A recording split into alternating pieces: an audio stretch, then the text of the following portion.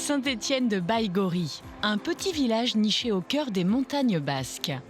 C'est ici qu'Émilie et Olivier ont choisi d'emmener leurs 3 enfants, Augustin, Faustine et Philippine, pour débuter leurs vacances.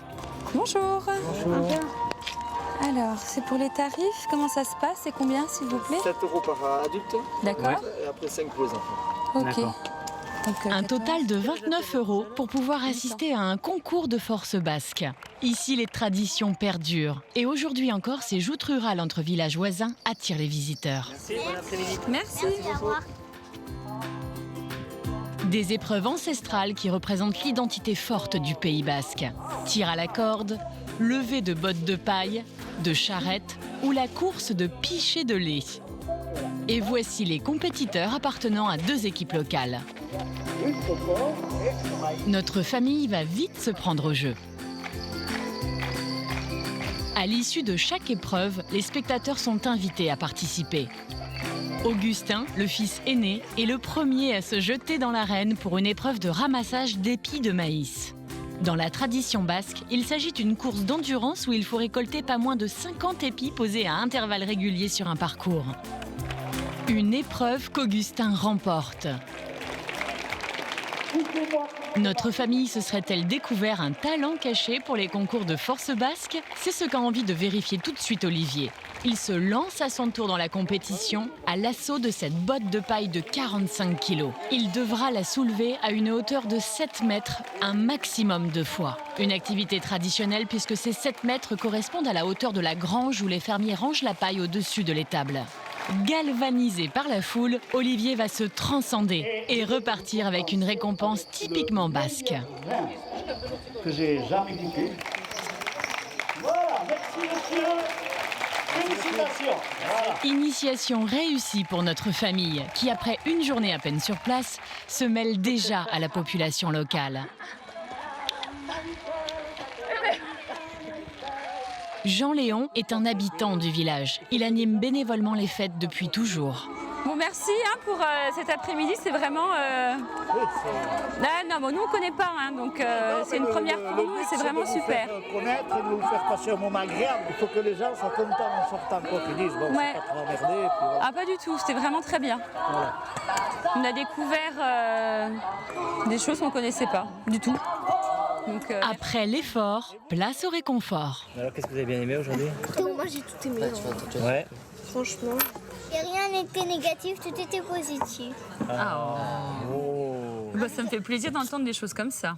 Il y a plein de monde et c'est bien de voir les activités qu'ils font, c'est comme des surprises. Si les gens ici parlent facilement et on peut échanger facilement avec les personnes. C'est pas comme ça dans toutes les régions.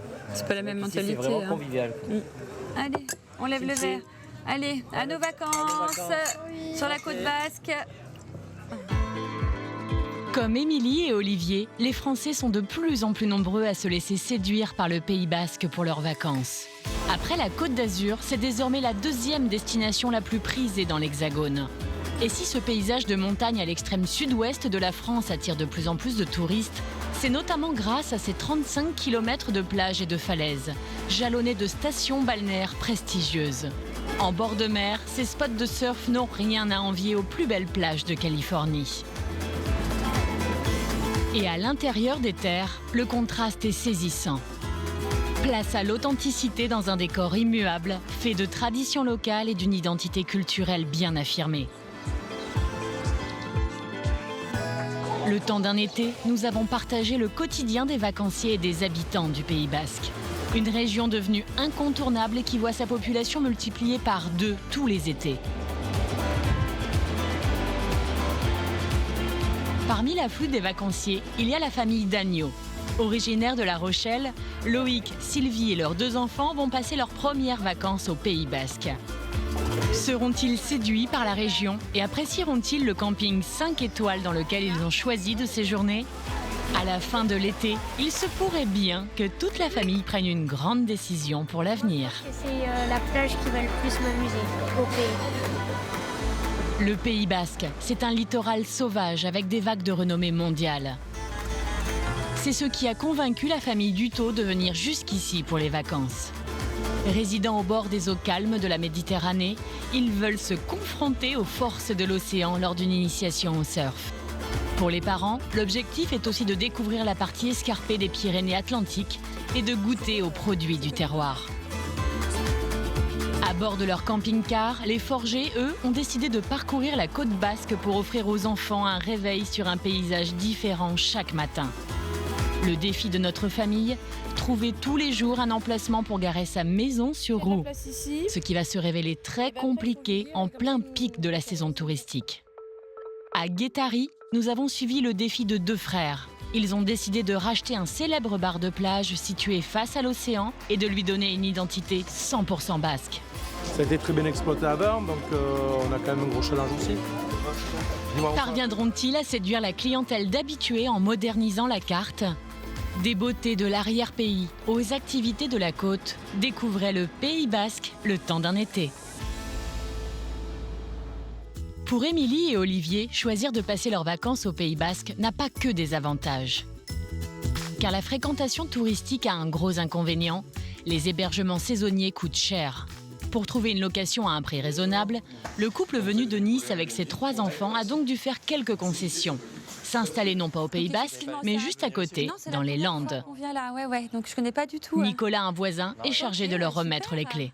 Sur le Pays basque, on a regardé un peu toutes les villes autour. Il y avait Bayonne, il y avait Biarritz, et puis après il y avait des villes comme Tarnos où c'était un peu moins cher. Ouais, beaucoup moins cher Beaucoup même. moins cher, voilà. Ouais. Biarritz, moi je dirais presque le double. C'est devenu très très cher, surtout maintenant avec le G7.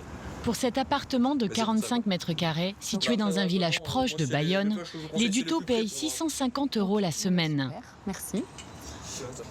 Un bon plan, c'est moitié moins cher qu'à Biarritz. Mais en contrepartie, le logement est relativement excentré. On a beau se vanner un peu dessus au boulot, aux collègues, etc. Mais ça reste quand même le Pays basque. Et là, il y a la mer à côté ? La mer, oui, c'est pas loin.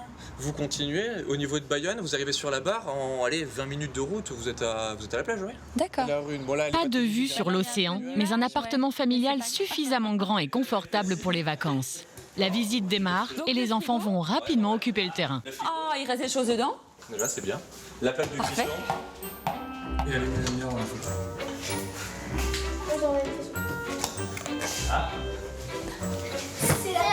Et là, donc, du coup, l'accès aux chambres. Donc là, il y a 2 chambres, super. Génial. La chambre des parents, je pense. Non, c'est Augustin qui se fait sur le canapé, maman. Attends, on verra pour l'instant. Super, mais il fait frais en plus ici, c'est vachement agréable. Ok, magnifique, impeccable. Donc les filles, vous dormirez dans une chambre toutes les 2 ? Ici. Hein ? Et Augustin, tu dormiras dans le salon.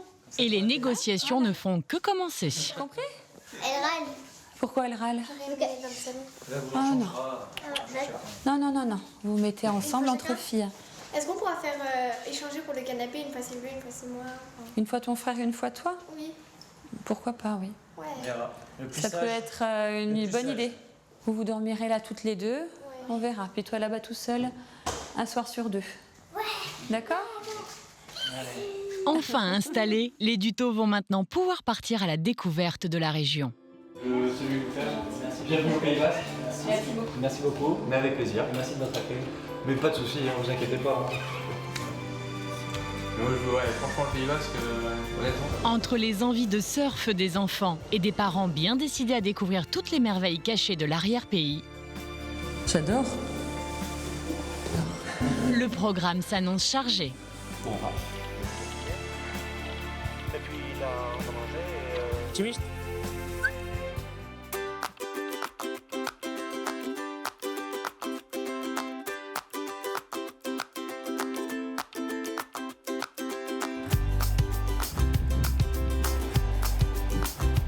Découvrir le Pays basque sans trop dépenser, c'est aussi le choix qu'ont fait les forgés. Eux ont opté pour le camping-car. Loué 1 200 € la semaine, c'est le véhicule idéal pour parcourir le Pays basque. De quoi changer le quotidien de Pierre-Gilles, cadre commercial, de sa femme Marilyn, infirmière au bloc opératoire, et de leurs 3 enfants.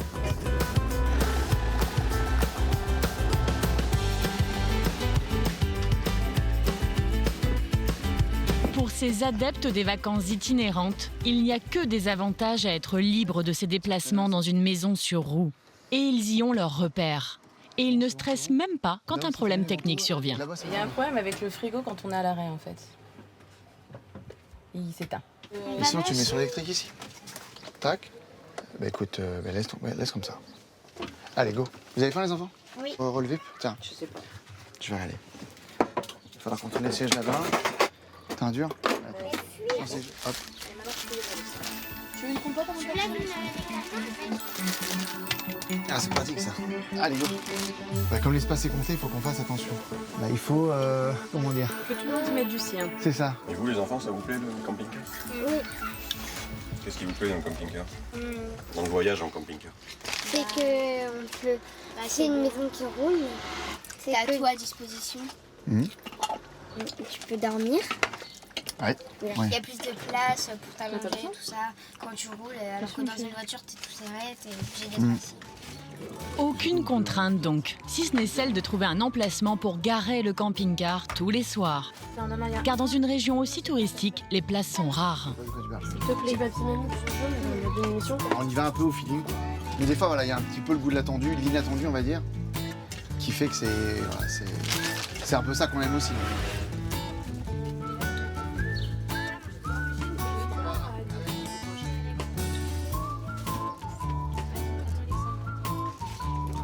Oui, sur les régions, les endroits les plus prisés comme Saint-Jean-de-Luz, Biarritz, Bayonne, mais on finit toujours par trouver en fait.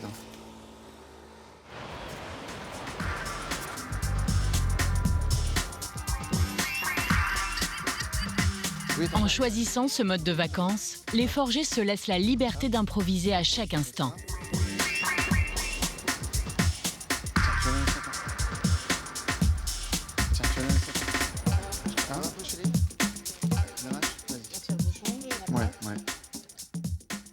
On choisit en fait comme l'envie nous vient.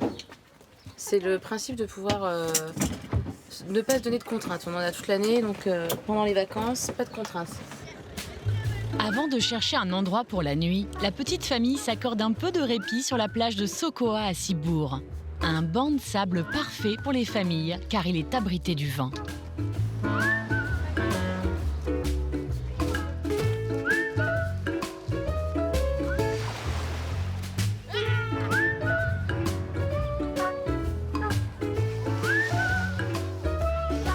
On va aller à la terrasse là-bas. Là où il y a les parasols blancs. Regarde. D'accord, c'est bon? La pause aura été de courte durée. Pierre-Gilles et Marilyn doivent maintenant trouver un lieu où garer leur camping-car pour la nuit. 16h, 17h, on se dit tiens, allez, on va... Qu'est-ce qu'on fait ce soir? Où est-ce qu'on dort? Et là, on se fait une petite... entre 50 et 70 km. Car les forgés ont un autre impératif, ne pas rouler plus d'1 heure pour ne pas fatiguer les enfants. Malgré toutes ces contraintes, Marilyn semble avoir dégoté la perle rare. Il y a des gens qui mettent, voilà. Il y aurait des emplacements pour les camping-cars à Fontarrabie, de l'autre côté de la frontière, au Pays Basque espagnol. Alors, ça 10 bornes? Pierre-Gilles préfère appeler le camping pour être certain qu'il reste de la place. Si, bonjour, vous parlez français? Ah, pas français, ok. Para reservar una place para camping-car.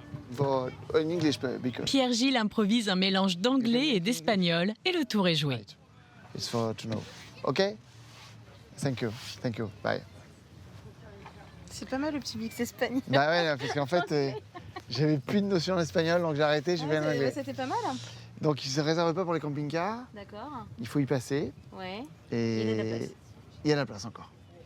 Faut pas arriver trop tard, quoi. Donc ça va être encore un peu la... Comme d'hab. Eh bien, impeccable. On va le faire comme ça. Nickel. Non? Reste à annoncer la bonne nouvelle aux enfants. En Espagne. Victoire, 6 ans, espère que ce nouvel emplacement répondra à ses attentes. Là, tu nous dis, ouais, c'est juste un parking. Non, c'est pas une... Non, il y aura une piscine. Alors, c'est peut-être pas une très très grande, mais il y aura une piscine. Donc voilà. Ou un restaurant. Ça vous va? Oh, c'est très bien. Alex? Adios, la plage.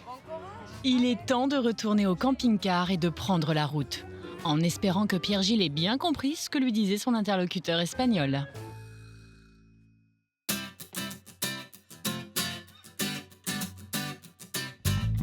Sur la côte basque, il y a d'autres emplacements stratégiques que les parkings réservés aux camping-cars. C'est le cas de ces cabanes installées tout le long de la côte d'Anglet à Hendaye. Ce sont des lieux particulièrement appréciés des touristes. Au beau jour, leurs terrasses ne désemplissent pas. Dans le village de pêcheurs de Guétari, celle-ci a changé de propriétaire cette année.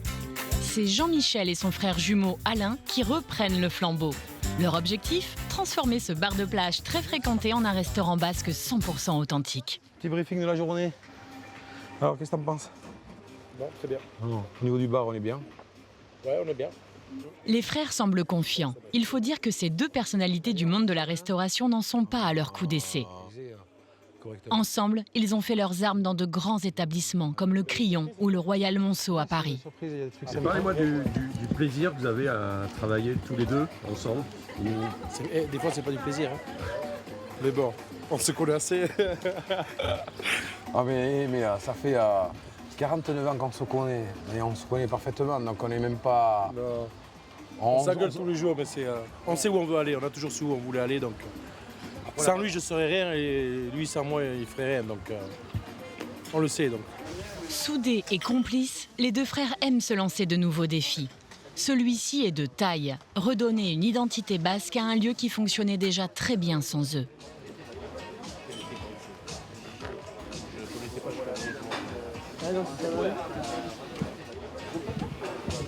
Ça a été très bien exploité avant, donc on a quand même un gros challenge aussi.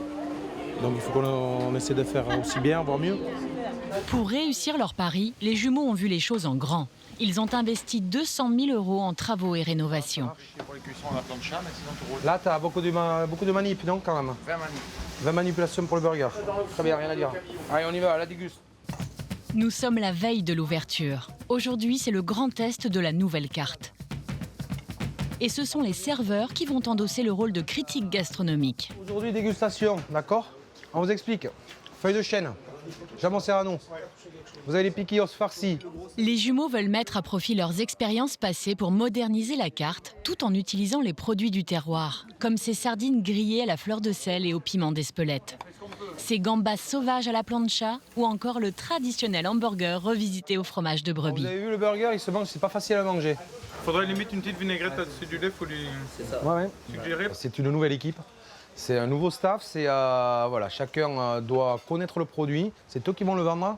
Donc toutes les questions sont bonnes à prendre, on essaie d'avoir les critiques, qu'elles soient bonnes ou mauvaises, on prend tout en compte et on essaie de rectifier le tir si jamais il y a quelque chose qui ne va pas, et ça c'est important. Chez Jean-Michel, tout le monde est invité à donner son avis sur la nouvelle carte. Mais au final, c'est toujours la même qui tranche, Mayalène, sa femme. Les plats sont un peu trop fournis. Ouais. Parce qu'après, comme on dit, il faut vendre le dessert derrière. Non, mais attention, tu as quand même ça c'est tu as la demi-portion aussi. Oui, au final, Jean-Michel est plutôt satisfait des saveurs retrouvées dans les assiettes. Un très bon point à quelques heures de l'ouverture du restaurant. Rien à dire. Un peu de piment d'Espelette, non? Tu dis nature tout. Non, nature. Non. Oh là là. Ah, bravo. Hop, moi j'applaudis.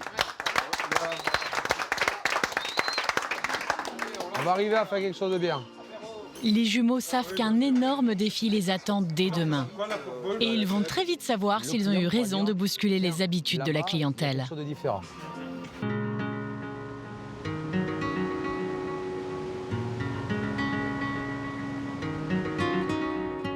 C'est le jour J.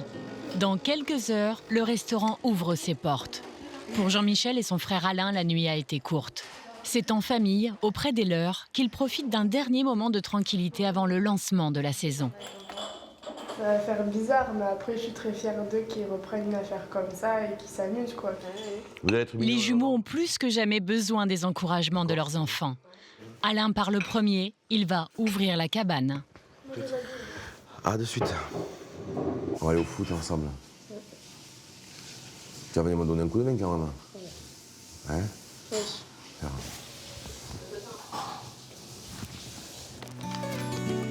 Bonne chance. Ouais, merci chérie. Il est 8 h, tout est fin prêt pour l'ouverture du restaurant, à un détail près.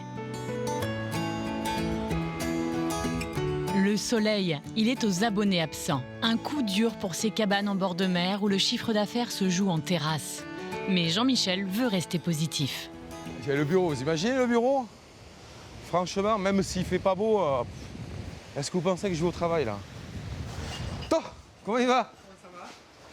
Alors je vais en commander d'autres, tu sais, des t-shirts parce que j'ai pas commandé assez.